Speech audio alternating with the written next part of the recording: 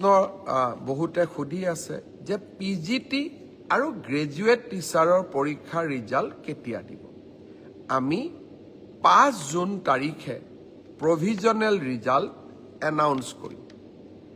5 জুনত provisional list announce কৰাৰ পিছত আপোনালোকৰ ডকুমেণ্ট ভেৰিফিকেশ্যন হ'ব আৰু যিসকলৰ ডকুমেণ্টছ জেনুইন হ'ব তেওঁলোককে আমি চূড়ান্তভাৱে পৰীক্ষাত উত্তীৰ্ণ হোৱা বুলি ঘোষণা কৰিম।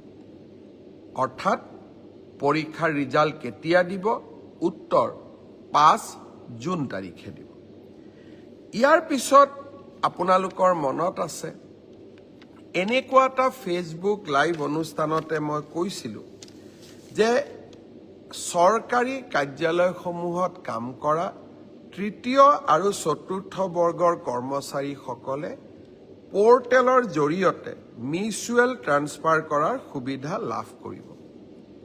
প্ৰায় 18,000 চৰকাৰী কৰ্মচাৰীয়ে আবেদন জনাইছিল আৰু মেটছ অৰ্থাৎ কোনোবা আহিব লাগিব, কোনোবা যাব লাগিব, অৰ্থাৎ মেটছ মেকিং হ'ব লাগিব।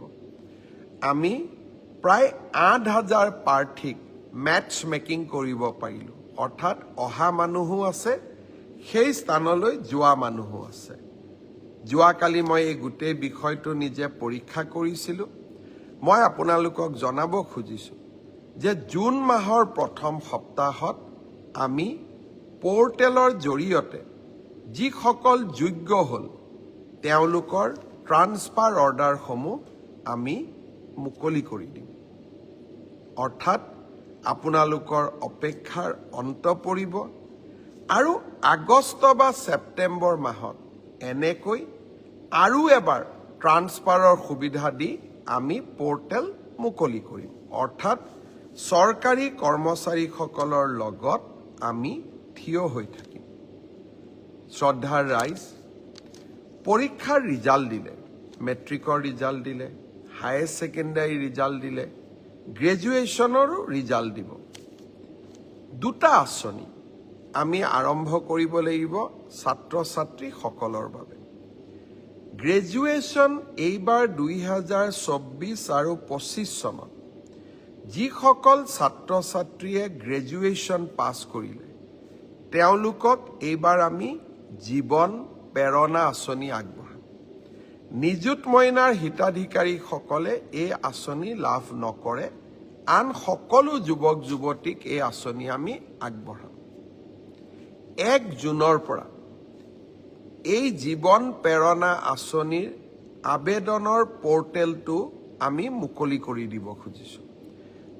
2024-25 চনত অসমৰ যিকোনো বিশ্ববিদ্যালয়, প্ৰাইভেট ইউনিভাৰ্চিটিৰ পৰা পাছ কৰিলে নহ'ব, যিকোনো চৰকাৰী বিশ্ববিদ্যালয়ৰ পৰা পাছ কৰা স্নাতকসকলে এই জীৱন প্ৰেৰণা আঁচনিৰ বাবে আবেদন কৰিব পাৰিব।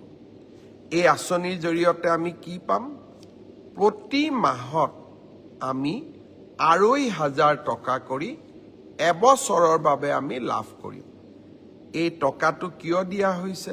যাতে আপোনালোকে ইণ্টাৰভিউত এপিয়াৰ কৰিব পাৰে, ইণ্টাৰভিউৰ বাবে নিজক প্ৰস্তুত কৰিব পাৰে আৰু দেউতা মাৰ পৰা যাতে আমি অন্ততঃ এটা বছৰলৈ টকা পইচা বিচাৰিব নালাগে। ছাত্ৰ ছাত্ৰীসকলৰ বাবে আমাৰ দুটা আঁচনি। এটা হ'ল বিনামূলীয়া নামভৰ্তি। অহা 28 তাৰিখে মই অসমৰ কলেজসমূহৰ অধ্যক্ষসকলৰ সৈতে বা 29 তাৰিখে মই অধ্যক্ষসকলৰ সৈতে এখন ভিডিঅ' কনফাৰেন্স কৰিম। লক্ষ্য, এইবাৰ মই তেওঁলোকক নিজে স্পষ্টভাৱে ক'ম যে যি পৰিয়ালৰ ঘৰত ৰেচন কাৰ্ড আছে তেওঁলোকক আমি কলেজ, ইউনিভাৰ্চিটি আমি বিনামূলীয়া নামভৰ্তি কৰিম। কোনো স্পৰ্টছৰ বাবেও ফিজ নলওঁ, মেগাজিনৰ বাবেও ফিজ নলওঁ, আমি একোৱেই ফিজ নলওঁ। তেওঁলোকক আমি পোনছাতে বিনামূলীয়া নামভৰ্তি কৰাৰ সুবিধা দিম। দুই এজনে প্ৰশ্ন কৰিছে যে মই দুখীয়া মানুহ, মোৰ ঘৰত ৰেচন কাৰ্ড নাই, মই বিনামূলীয়া নামভৰ্তি নাপাম নেকি? আপোনালোকে বিনামূলীয়া নামভৰ্তিৰ সুবিধা লাভ কৰিব, কিন্তু তাৰ বাবে আপোনালোকক এখন ইনকাম চাৰ্টিফিকেট লাগিব। কিন্তু যাৰ ৰেচন কাৰ্ড আছে, ৰেচন কাৰ্ডখনেই ইনকাম চাৰ্টিফিকেট। তেওঁক আৰু অতিৰিক্তকৈ কোনো বেলেগ প্ৰমাণৰ প্ৰয়োজন নাই। তেওঁলোকে পোনে পোনে কলেজত বিনামূলীয়া নামভৰ্তি কৰিব পাৰিব। শ্ৰদ্ধাৰ ৰাইজ, নিযুত মইনা আঁচনি মোৰ আটাইতকৈ ভাল লগা এখন আঁচনি। অসমৰ মোৰ ছোৱালী ভাগিনসকলৰ বাবে, ভাগিনীসকলৰ বাবে আমি নিযুত মইনা আঁচনি আৰম্ভ কৰিছিলোঁ। যোৱাবাৰ প্ৰথম বৰ্ষত আমি নিযুত মইনা আঁচনি আগবঢ়ালোঁ।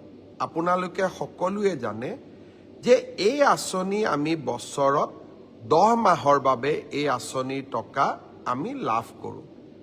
এতিয়া 10 মাহ সম্পূৰ্ণ হ'ব, কিন্তু দ্বিতীয় বছৰতো আমি নিযুত মইনাৰ আঁচনি